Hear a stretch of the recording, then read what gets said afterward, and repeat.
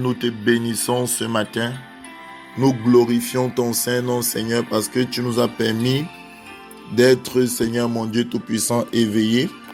Merci, Seigneur, parce que nous avons pu nous réveiller ce matin, Seigneur. Tu as renouvelé en nous, Jésus, le souffle de vie.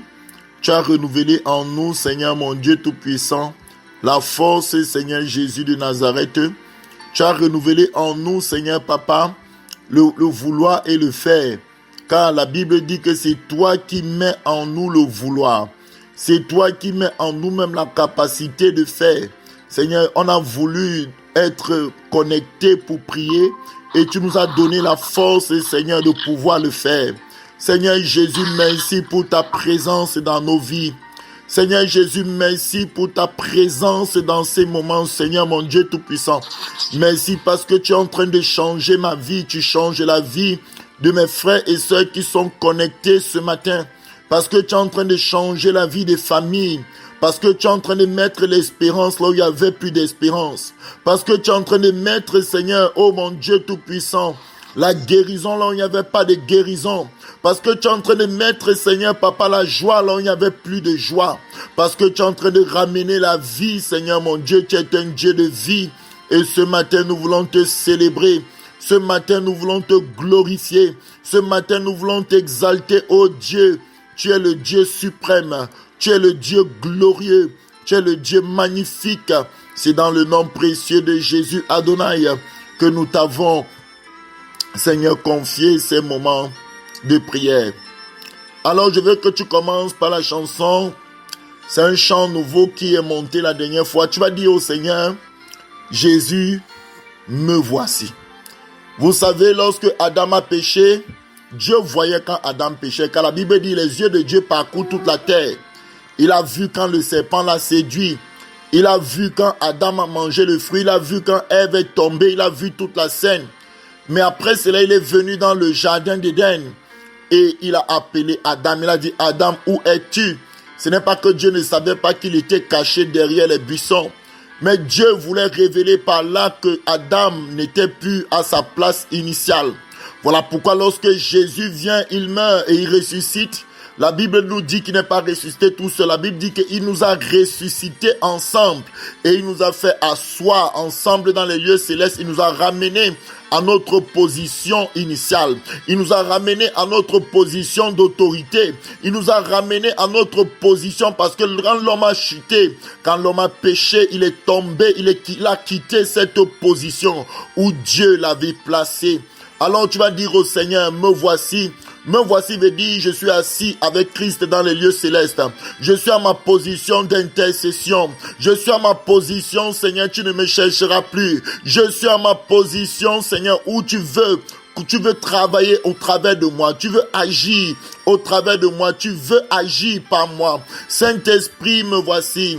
Oui, Jésus, me voici. Oui, pendant que tu le dis, Jésus, me voici. Jésus, me voici. Jésus, me voici. Jésus, me voici. Jésus, me voici. Jésus, me voici.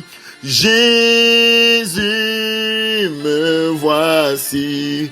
Jésus, me voit. Oui, Jésus, me voici. Jésus, me voici. Le Seigneur dit qu'il cherche un homme qui se tienne à la brèche. Ça veut dire que Dieu, lorsqu'il t'a créé, lorsqu'il m'a créé, il nous a placés à la brèche. Il nous a placés à cet endroit spirituel. Mais lorsqu'il vient chercher Adam, lorsqu'il vient chercher l'homme où il a mis l'homme, il ne trouve plus l'homme. L'homme est distrait par les séries télévisées. L'homme est distrait par les choses qui se passent dans sa vie. L'homme est distrait par l'argent. L'homme est distrait par toutes les sollicitations, la séduction du monde, l'amour du monde, l'amour de devenir quelqu'un, l'amour des honneurs, l'amour de la nourriture, toute chose est devenue une distraction aujourd'hui. Et le Seigneur dit qu'il cherche quelqu'un qui se trouve à sa position. Donc lorsque tu dis Seigneur, me voici, tu es en train de dire je reconnais que j'avais quitté ma position.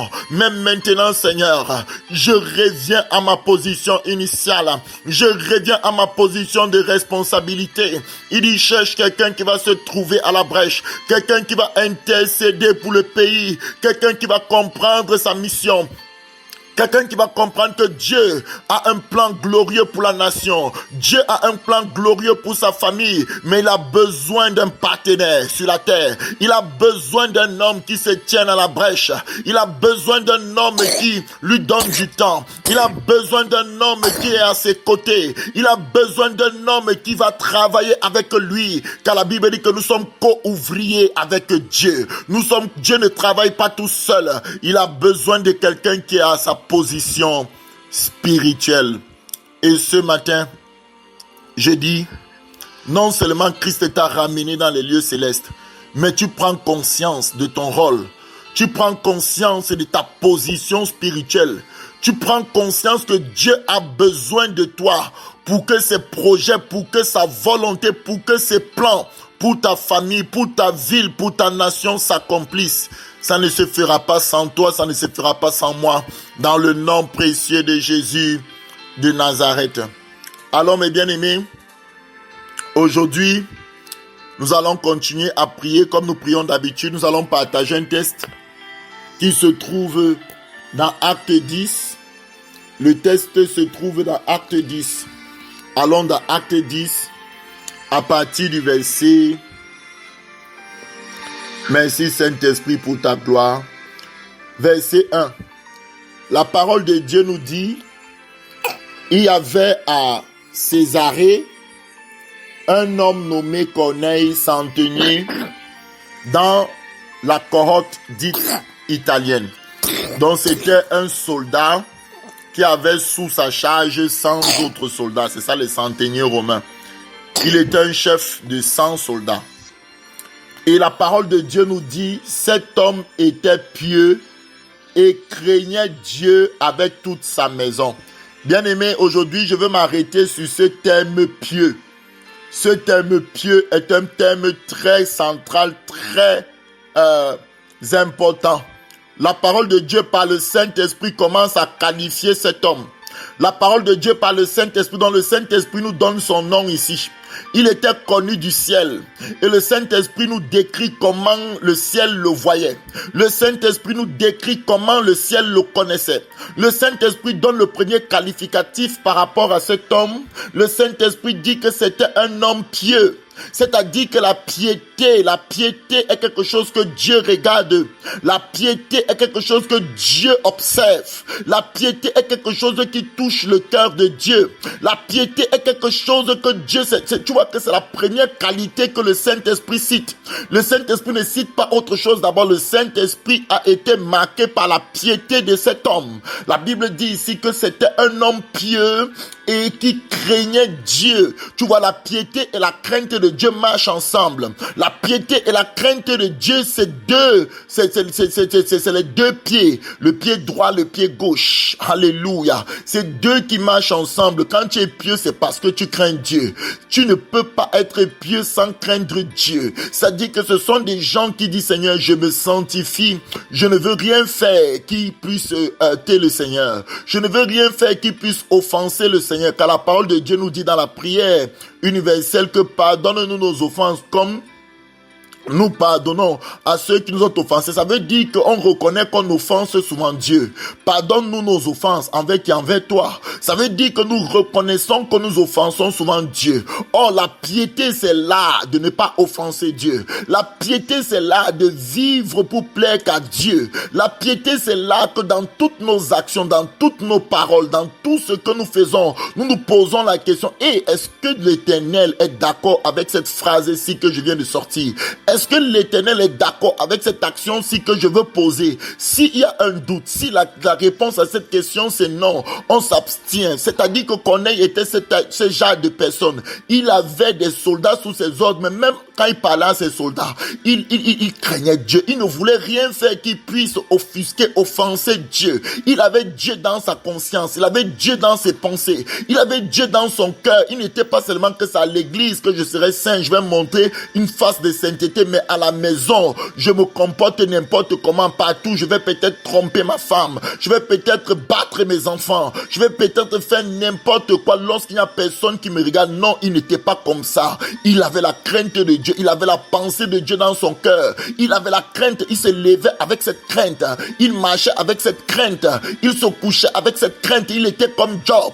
Job disait que chaque matin, il venait offrir des sacrifices à l'Éternel. Il disait que peut-être un de mes enfants, il pensait toujours à Dieu. Il disait peut-être on a péché, peut-être qu'on s'est comporté mal contre le ciel. Il avait toujours en pensée le Seigneur Jésus. Donc ici, on te donne la caractéristique de cet homme pieux. Bien-aimé, la piété est centrale. La piété est une qualité que Dieu observe terriblement. Quand tu viens de donner ta vie à Jésus, Dieu veut voir si tu vas marcher dans la crainte. Dieu veut voir si tu vas l'honorer par le craindre. En craignant Dieu, tu l'honores. En craignant Dieu, tu montres que c'est lui ton véritable maître. Comme Jésus a dit, mes brebis entendent ma voix, elles ne suivront pas quelqu'un d'autre. En craignant Dieu, tu vas suivre sa voix, tu vas suivre sa parole, tu vas suivre ce qu'il dit. Si Dieu ne ment pas, tu ne seras pas dans le mensonge. Si Dieu ne calomnie pas, tu ne seras pas dans la calomnie. Si Dieu ne garde pas les offenses dans le cœur, on n'est pas rancunier, tu ne seras pas dans la rancune. Tu vas dire, tu vas pardonner, tu vas tout faire pour obéir à sa parole. Tu seras dans la piété, dans la crainte de Dieu. Alors ce mot piété est aussi cité dans Acte 2 à partir du verset 5. On dit, or il y avait en séjour à Jérusalem des Juifs hommes pieux. Vous voyez que même le jour de la Pentecôte, bien aimé, même le jour de la Pentecôte, lorsque l'église primitive a été visitée, ceux qui ont assisté à ce phénomène-là, ceux qui ont été attirés, c'était des hommes pieux. Ils étaient là à Jérusalem. Ils étaient venus pour la fête de la Pentecôte. Ils sortaient de toutes les nations. Ils ont fait un grand voyage pour venir à Jérusalem honorer Dieu. Donc c'était quand même des hommes pieux. Dieu n'a pas pu se cacher d'eux. Donc quand Dieu a visité l'église, Dieu a fait que ces gens-là puissent entendre le bruit de la Pentecôte. Ces gens-là puissent participer à la vraie Pentecôte, non plus à la Pentecôte selon la loi, mais qu'ils soient au courant de la réelle Pentecôte, que le Saint-Esprit est descendu parce que Dieu avait vu leur cœur. Dieu avait vu que ces gens étaient sortis de toutes les nations. C'était des gens qui vivaient dans les nations étrangères, mais même là-bas, ils continuaient à croire en Dieu. Même là-bas, ils continuaient à honorer Dieu. Ils ne vivaient pas selon les rites de ces nations-là, mais chaque année, ils revenaient à Jérusalem lorsque c'était la Pâque. Ils revenaient à Jérusalem lorsque c'était la Pentecôte. Ils continuaient à honorer Dieu, quelles que soient les nations dans lesquelles ils se trouvaient. C'est comme nous qui sommes ici au Canada. C'est comme nous, peut-être, qui sont même ceux qui sont canadiens de souche. Quelles que soient les lois qui sont votées au Canada, quelles que soient les choses qu'on peut faire, qui veulent qu'on s'éloigne du Seigneur, nous on dit non, on continue à être pieux. C'est comme ça que ces gens s'étaient. Et la Bible nous dit, or il y avait à Jérusalem des hommes pieux de toutes les nations qui sont sous le ciel, dont Dieu les a marqués. Et puis la Bible dit, au bruit qu'il y eut, la multitude a couru. Dieu ne s'est pas caché de ces hommes-là. Dieu a fait qu'ils entendent le bruit de la Pentecôte. Dieu a fait qu'ils soient... Il y avait beaucoup d'autres personnes, mais Dieu n'a pas fait que le bruit aille jusqu'à là-bas. Mais pour ceux qui étaient pieux, Dieu a fait que ces gens-là soient au courant de ce qui venait de se passer. Et ils sont venus donc à ce lieu. Et c'est ainsi que eux aussi, la Bible dit, quand Pierre a prêché, ils ont dit, homme, que devons-nous faire? Ils se sont sentis interpellés au plus profond de pourquoi? Parce qu'ils avaient déjà la sémence. Ils savaient là quelque chose de Dieu en eux. Ils craignaient Dieu. Ils ont senti que les paroles qui sortaient de la bouche de Pierre, c'était les paroles ointes, les paroles qui venaient de l'Esprit du Seigneur. Alors nous retournons dans notre texte. Acte 10. On définit Corneille comme un homme pieux. Tu vas dire avec moi, Seigneur, oh, exerce mon cœur à la piété. et à la crainte de Dieu. Dans une génération perverse, dans une génération où on se moque de Jésus, dans une génération où on prend le chrétien pour quelqu'un de fou, pour quelqu'un qui n'est pas raisonnable, pour quelqu'un qui n'est pas dans son bon sens, dans une génération où tout ce qui est lié à la sainteté fait honte, où tout ce qui est lié, on encourage les filles à porter des mini-jupes, à se déshabiller littéralement, à marcher presque nues, à porter des trucs où on va voir. Mais quand on dit aux gens, quand certaines filles qui aiment Dieu disent non, moi je n'exposerai pas mon corps est le temple du Saint-Esprit, on va se moquer de ces femmes-là. On va dire que vous êtes anciennes, vous n'êtes pas dans le temps moderne. On va commencer à les dénigrer dans une génération où la piété n'est plus recherchée, dans une génération où la crainte de Dieu n'est plus au centre. Les gens ne veulent plus plaire à Dieu, ils veulent plaire aux hommes, ils veulent plaire aux femmes, ils veulent être modernes selon Satan, selon le train de ce monde. Mais nous désirons la piété. Que notre cœur soit exercé à la piété et à la crainte de Dieu. La Bible dit, parce qu'il craignait donc Dieu avec toute sa maison, regardez ce qu'il faisait. Il faisait beaucoup d'aumônes au peuple. Voici un homme qui partageait son bien aux autres. Voici un homme qui voyait les orphelins, qui voyait les gens démunis, qui voyait des personnes qui souffraient. Lui, il avait une certaine position. Lui, il avait un certain salaire. Lui, il était dans une certaine gloire. Il commençait à partager avec ceux qui n'en avaient pas. La Bible dit qu'il faisait beaucoup d'aumônes au peuple et priait Dieu continuellement. Bien-aimé, tu vas dire avec moi, Seigneur, donne-moi cet esprit de prière. Lorsque tu es revenu dans ta position spirituelle, ta vie de prière va décoller parce que tu vas comprendre que tu es partenaire avec Dieu. Parce que tu vas comprendre que le salut de ta famille dépend de ta vie de prière. Tu vas comprendre que le salut de ta ville dépend de ta vie de prière. N'est-il pas écrit dans Chronique, si le peuple sur lequel mon nom est invoqué, c'est-à-dire le peuple pieux là, s'humilie et prie, cherche ma face et se répand, je guérirai son pays. Tu vois, la guérison du pays est liée aux hommes pieux. La guérison du pays est liée à ces gens-là qui se donnent à Dieu, qui cherchent Dieu. Dieu ne va pas guérir le pays sans eux. Il a besoin de leur prière. Il a besoin de leur participation. Ils sont co-ouvriers avec Dieu. Bien-aimé, cet homme priait continuellement. Il disait, oh Dieu, sauve ma nation. Oh Dieu, sauve ma famille. Oh Dieu, me voici. Oh Dieu, j'ai connu que c'est toi, le Fils de Dieu, Seigneur Jésus. La Bible dit, vers la 9e heure du jour, il vit clairement dans sa vision un ange de Dieu qui entra chez lui et qui dit, Corneille, et que mon nom soit connu des anges au ciel, bien-aimé.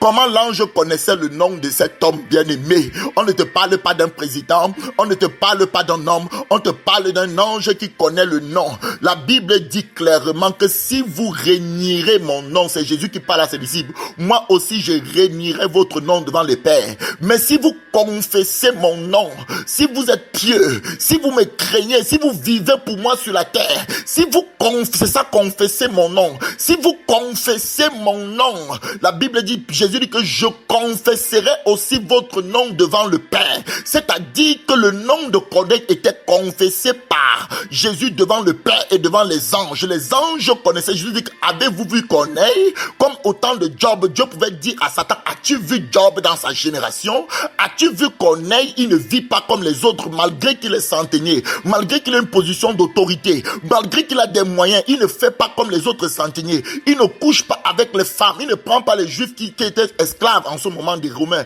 Il ne prend pas les filles juives comme pour coucher avec elles. C'est-à-dire qu'il se sanctifie, il fait de l'aumône, il prie continuellement. Les anges connaissaient son nom au ciel. Jusqu'à ce qu'il a fait cela pendant un bon bout de temps. Dieu a dit, oh, je suis touché. Oh, je suis marqué par cet homme. Et la Bible dit que vers la 9e heure, bien aimé chez les Juifs, à 15 heures, lorsque Dieu avait demandé à Moïse de faire le second temple, la 9e heure, c'était l'heure de la prière. Donc tous les Juifs devaient aller vers le temple. Tu vois que tout le monde tournait pour aller vers le temple. Daniel, qui était même à Babylone à la 9e heure, se tournait face vers le temple pour prier. On retrouve ça dans Acte 3. On va le lire. La 9e heure, ça correspond à notre heure ici, à 15 heures. La 9e heure chez les Juifs correspond à 15 heures ici. La Bible dit Pierre et Jean, je lis Acte 3 pour que vous voyez la 9e heure. Pierre et Jean montaient ensemble au peuple à l'heure de la prière. C'était la 9e heure. Tu vois, donc la 9e heure était l'heure de la prière. Donc ce juif, ce centenier qui était romain avait appris comment les juifs priaient. Et lui-même à la 9e heure, lui ne pouvait pas aller dans le temple. Il faut savoir que les juifs interdisaient aux étrangers d'entrer dans leur temple. C'est comme ça. Donc lui, à la 9e heure, il était chez lui. Il se tournait vers le temple aussi et il se mettait à prier.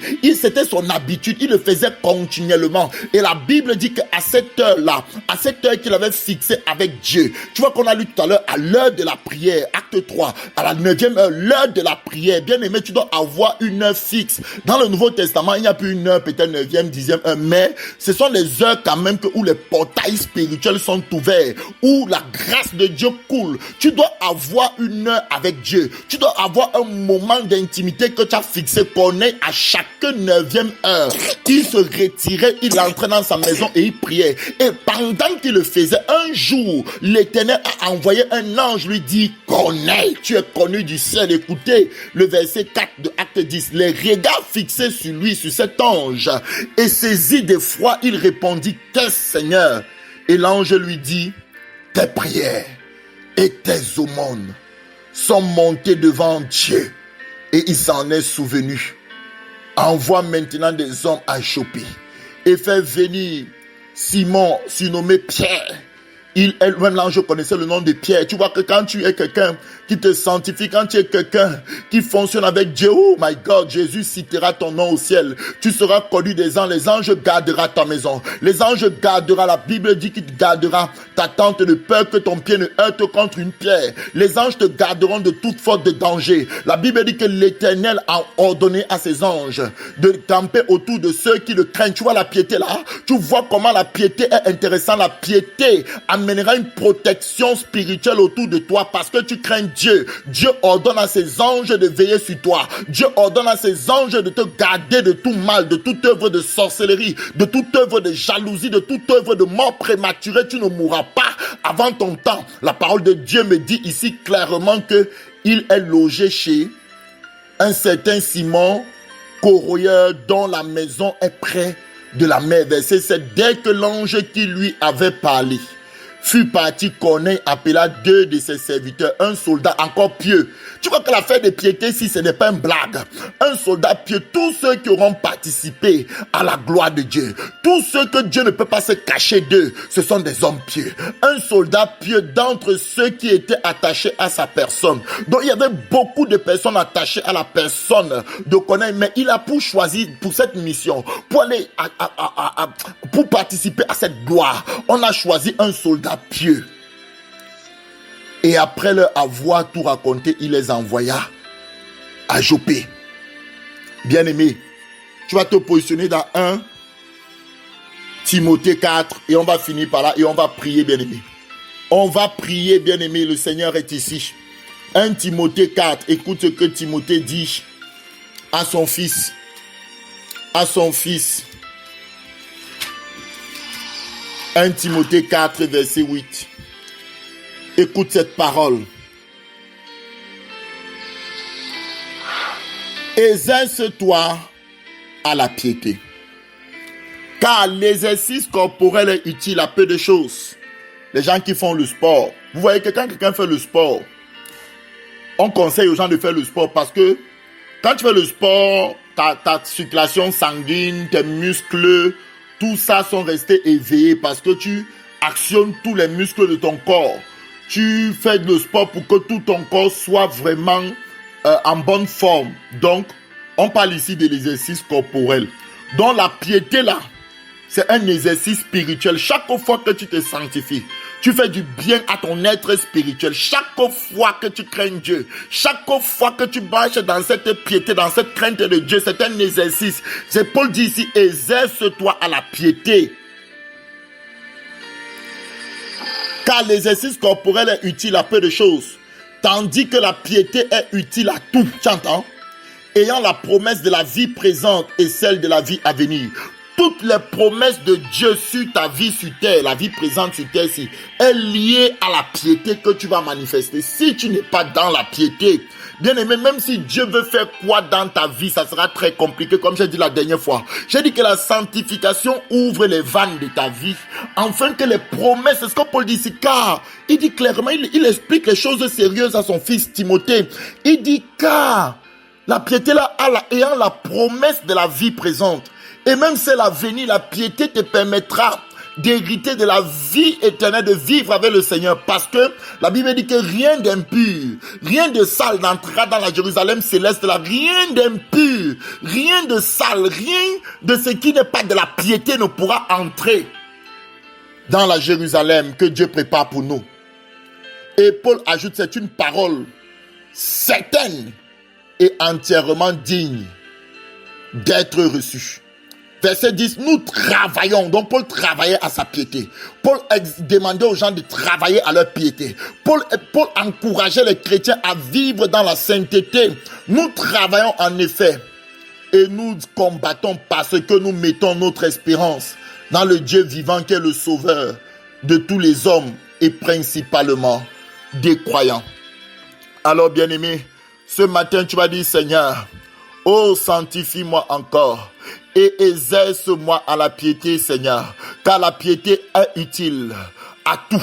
La piété à la promesse, Seigneur, de la vie présente, mais même celle de la vie à venir. Toutes les promesses de Dieu qui sont liées à ton appel, c'est lié à la piété. Souvenez-vous de ce que Dieu dit à Abraham. Il dit à Abraham, sois intègre devant moi, Abraham. Sois intègre devant la Genèse 17. C'est venu pendant que je parlais. Je n'avais même pas préparé ces tests. C'est la parole épée, la parole prophétique.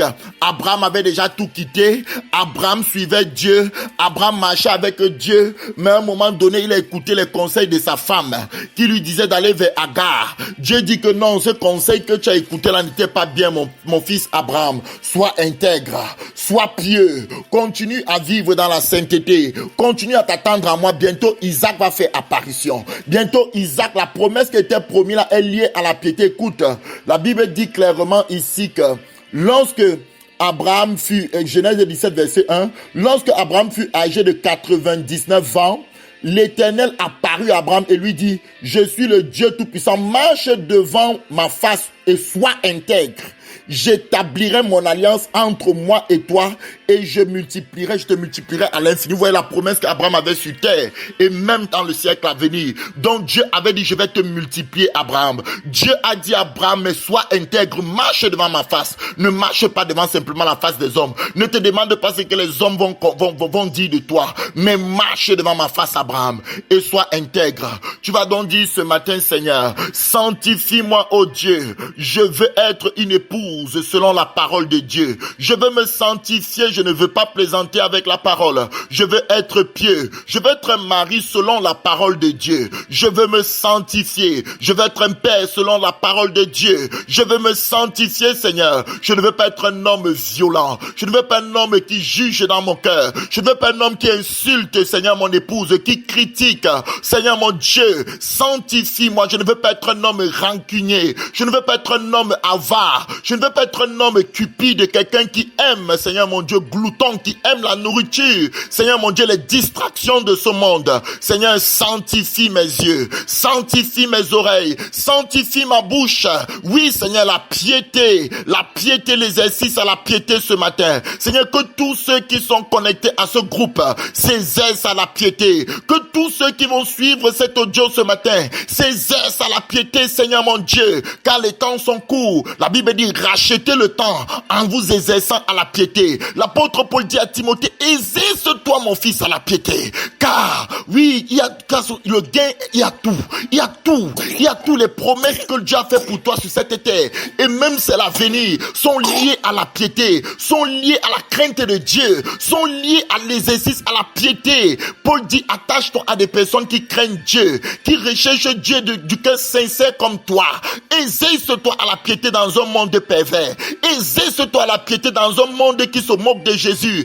Exerce-toi la piété dans un monde qui rejette Dieu dans leur loi, qui rejette Dieu dans leur fonctionnement, dans leur société. Mais toi, Timothée, exerce-toi à la piété. Mais toi, Timothée, laisse-toi sanctifier par la parole d'Élohim. Mais toi, Timothée, laisse-toi mettre à part par la parole divine. Laisse-toi renouveler l'intelligence. Ne fonctionne pas comme les hommes de ce monde. Ne fonctionne pas comme les femmes de ce monde. Ne te laisse pas séduire par les séductions, par les doctrines, par, Seigneur mon Dieu tout-puissant, tous les vents, Seigneur mon Dieu philosophique de ce monde. Mais laisse-toi renouveler par la parole d'Élohim. Au nom puissant de Jésus, ce matin, Seigneur, nous crions à toi. Exerce nos cœurs à la piété dans le nom précieux de Jésus de Nazareth. Bien-aimés, nous allons prier pour nos enfants. Tu vas élever ta voix. Tu vas dire, Seigneur mon Dieu, je me tiens à la brèche, Seigneur, de ma famille. Tu as besoin de moi, Seigneur. Me voici à ma position. J'élève ma voix pour Esther. J'élève ma voix pour Déborah. J'élève ma voix pour Eliakim. J'élève ma voix pour tous mes enfants qui sont dans mon rein. Pour tous ceux, Seigneur, que tu m'as donné dans l'autorité du nom suprême de Jésus. J'élève ma voix. J'ai dit, Saint-Esprit, sois béni. Saint-Esprit, sois glorifié. Saint-Esprit, sois magnifié. Saint-Esprit, sois exalté. Saint-Esprit, sois glorifié. Saint-Esprit, sois exalté. Saint-Esprit, sois glorifié. Saint-Esprit, sois exalté. Saint-Esprit, sois glorifié. Saint-Esprit, sois exalté. Saint-Esprit, sois glorifié. Saint-Esprit, sois exalté. Seigneur mon Dieu, donne-nous, Seigneur, des enfants pieux. Donne-nous des enfants qui se sanctifient. Des enfants qui ont la crainte de Dieu. Non pas seulement lorsque nous sommes là, même quand nous ne sommes pas là. C'est toi, ils marchent devant ta face. Ils sont intègres. Ils te cherchent au nom puissant de Jésus. Pendant que tu cries à Dieu ce matin, je dis toute forme d'esprit impur, toute forme d'esprit de maladie, d'esprit de déstabilisation, d'esprit qui vient attaquer la santé des enfants, attaquer ta santé, attaquer ta paix, attaquer ta joie, tes finances. Je dis cet esprit soit brisé, cet esprit soit chassé de ta maison, soit chassé au nom puissant de Jésus, qu'il soit expulsé dans le nom puissant de Jésus. Tout esprit de sorcellerie, tout esprit d'occultisme, tout esprit de mari des eaux, de femmes de mamie Wata, les esprits qui viennent des eaux pour troubler, les esprits de mort qui sortent des séjours des morts, qui sortent des maisons des crânes pour troubler ta vie. Je prie dans le nom de Jésus que ces esprits soient expulsés de ton corps, expulsés de ta destinée. Dans le nom suprême de Jésus, nous avons prié ce matin. Gloire à toi, Seigneur. Je déclare des guérisons. Je dis là où tu te trouves, il y a des guérisons dans ton corps. Il y a un rafraîchissement pour tes os. Il y a une guérison pour toi. Le Seigneur te libère. Les chaînes de la mort sont brisées. Les chaînes de la mort, les chaînes de la lourdeur sont brisées. Les chaînes de la mort sont terrassées dans ta vie, dans ma vie, dans le nom puissant de Jésus. Là où il y avait le découragement, là où Satan voulait nous tirer vers le bas, là où Satan voulait nous ramener en arrière, ramener en Égypte, comme les enfants d'Israël qui étaient sortis, Pharaon n'avait pas le choix que de les laisser. Mais Pharaon les a poursuivis. Pharaon voulait les ramener encore sur le joug, ramener encore dans l'esclavage, ramener encore dans 400 ans d'esclavage. Mais Dieu a englouti, Dieu a détruit les chars des soldats de l'Égypte. Dieu a englouti les stratégies mensongères du diable, toutes les stratégies déployées pour étouffer ta vie spirituelle, toutes les stratégies déployées pour étouffer les bonnes pensées, pour mettre en toi les pensées impures, les pensées de découragement, les pensées pour étouffer ta vie de prière, soient détruites dans le nom de Jésus, soient chassées dans le nom de Jésus. Que la grâce de Dieu puisse couler dans ta vie de manière intense jusqu'à la fin. Dans le nom puissant de Jésus, nous avons ainsi prié ce matin. Amen. Que le Seigneur vous bénisse, bien-aimés. Au nom de Jésus.